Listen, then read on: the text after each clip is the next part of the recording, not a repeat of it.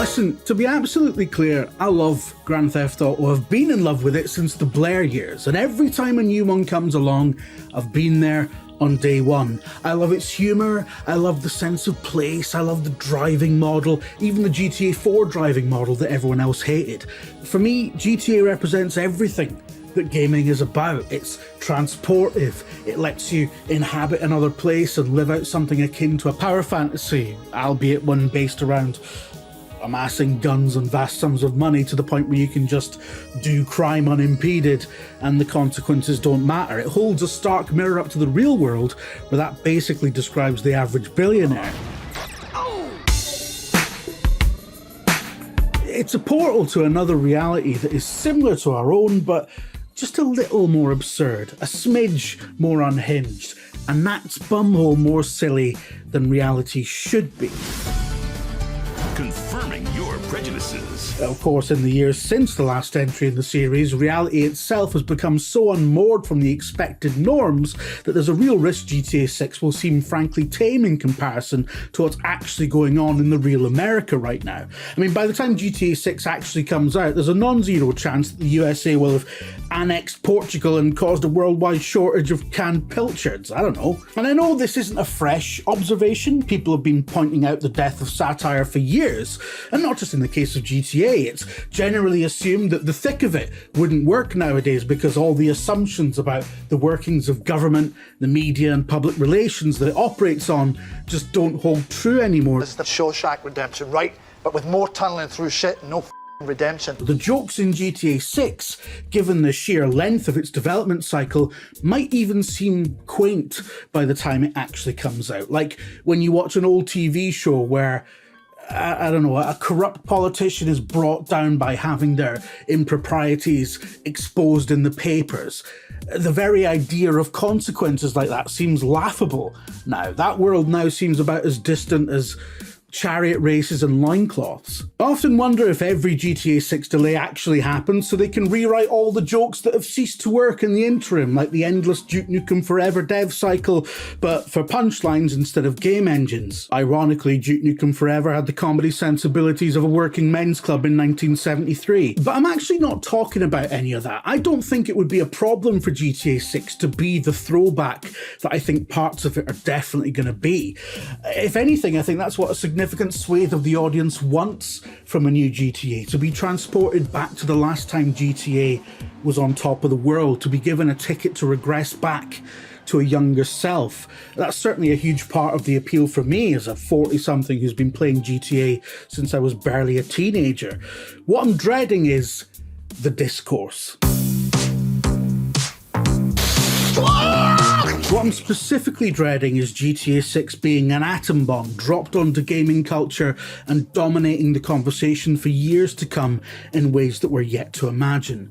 Red Dead Redemption 2, Rockstar's last major release, still dominates much of the online conversation. I did a video about this recently, where there's an entire cottage industry of games media specifically about comparing Red Dead 2 favourably to every new release that comes out, it seems.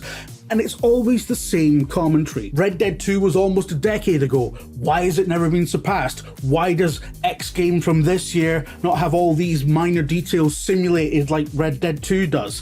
Why does Mafia: The Old Country not have the same level of granular world simulation as Red Dead 2, etc, etc. Never bothering to mention that the most significant factor that puts Red Dead 2 as far ahead as it is the fact that it was one of the most expensive video games of all time and had thousands and thousands of people working on it. One of the things I tried to get across in that other video is that the rate of technological advancement isn't a constant thing that marches on forever at the same rate. In fact, we're just now coming to the end of an unprecedented explosion, which took us from Pac-Man to Arc Raiders in about the same amount of time as it takes to grow a fully formed me from a wee sperm. Like one lifetime to go from this to this. That's wild. That's never gonna happen again. We're gonna have the Butlerian Jihad before we ever get a technology explosion like that again.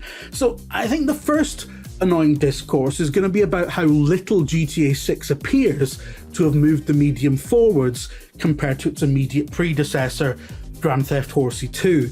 And let's be honest, there aren't many ways in which Rockstar games actually actually have moved the medium forward. Now, don't get me wrong, they're brilliant at building vast, immersive, consistent game worlds that feel almost tangibly real, and filling them with huge amounts of micro and macro detail, and populating them with memorable characters and character. And GTA 6 will do more of that, but because we've essentially hit a plateau now where big budget games are about as realistic looking as you're going to get, there's no room for innovation or raising the bar outside of gameplay mechanics, outside of compelling systems that interact in meaningful ways. And in that category, Rockstar games have always fallen short compared to the likes of, I don't know, Metal Gear Solid 5, Tears of the Kingdom, even the Elder Scrolls 4 Oblivion from 9,000 years ago. In fact, you can look at all the incredible stuff that GTA 4 was doing with Euphoria physics back in 2008 and reasonably conclude that, if anything, Red Dead 2 is a regression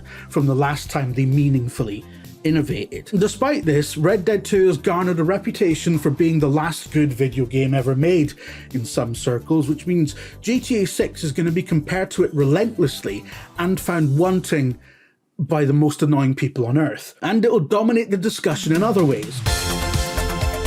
$800 million, that's how much the video game Grand Theft Auto brought in after its first day on sale. Millions of kids are learning to slaughter bystanders. But critics condemn the scenes with graphic violence, including torture and cruelty to women. Is that what people really want, all that violence? I find that some people like that sort of game. Grand Theft Auto is one of a handful of gaming brands with as much cultural clout as a big film or television franchise. All of your mums have heard of Grand Theft Auto, right? Very few of them have heard of Claire Obscura Expedition 33 or whatever piss you're into at the moment. That's just facts. Traditionally, Grand Theft Auto gets picked up by the mainstream media for two reasons.